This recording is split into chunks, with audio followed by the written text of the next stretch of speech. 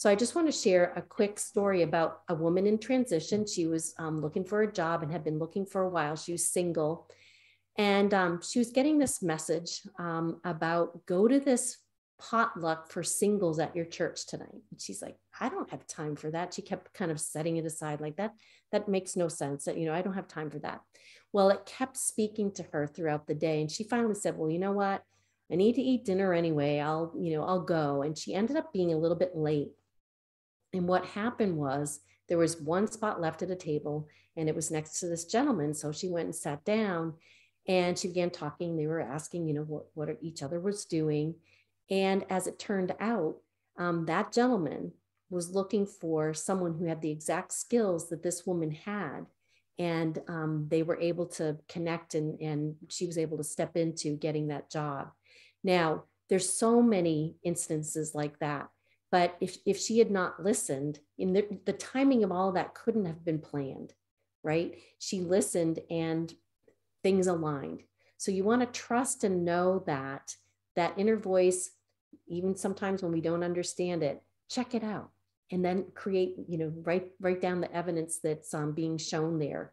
I had an instance, this is kind of an interesting one where I was going to a networking group. I was in back of a bus and I just had this sense that I thought, I may not want to follow this bus. Maybe you want to take another direction here. And it kept pulling on me. And I said, yeah, let me just go this way.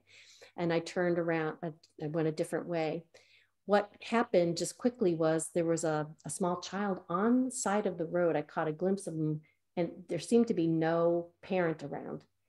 And I thought to myself, I had another intuitive, like, I can't not turn around. I came back. Long story short, there was no parent around. This child had somehow gotten out to the road.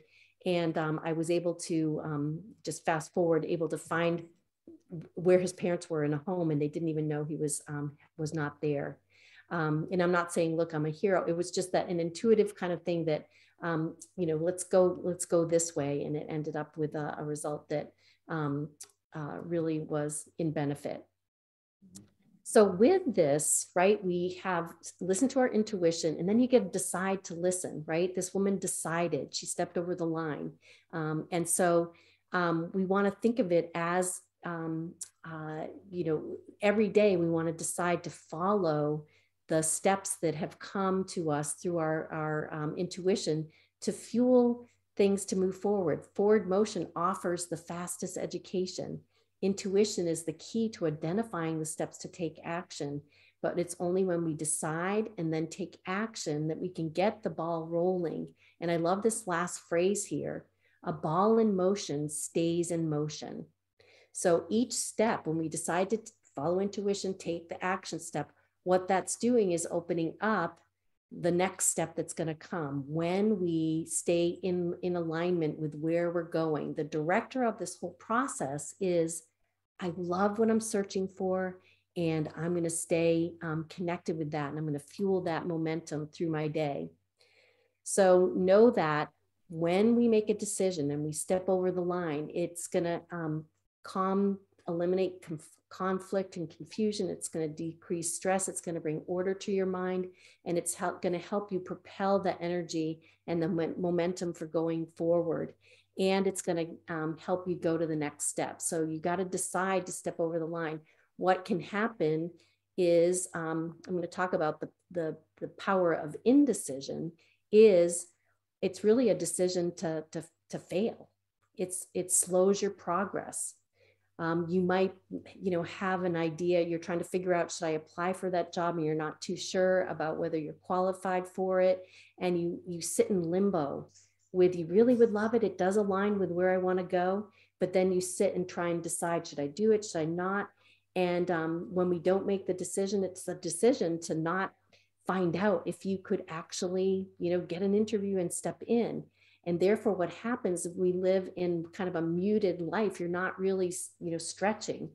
And then what can happen is our self-esteem starts, lowering. We step into ambivalence, and this creates drag energy towards your momentum and going forward. So indecision is what I call the most expensive option. It's actually an action, and it's an action. It's kind of keeping you where you are. So I love this phrase at the end here. If you try and it works, you win. And if you try and it doesn't work, you win because you now have more information for the next step. Think about that. Napoleon Hill, going back to Think and Grow Rich. Successful people start with the end in mind, and they also fail more quickly. But with failure, they're learning what the next step is, not this way, but another way. And I'm going to unpack that in a moment. So we want to step in and make the decision and get the ball rolling, and all the steps will begin to move forward.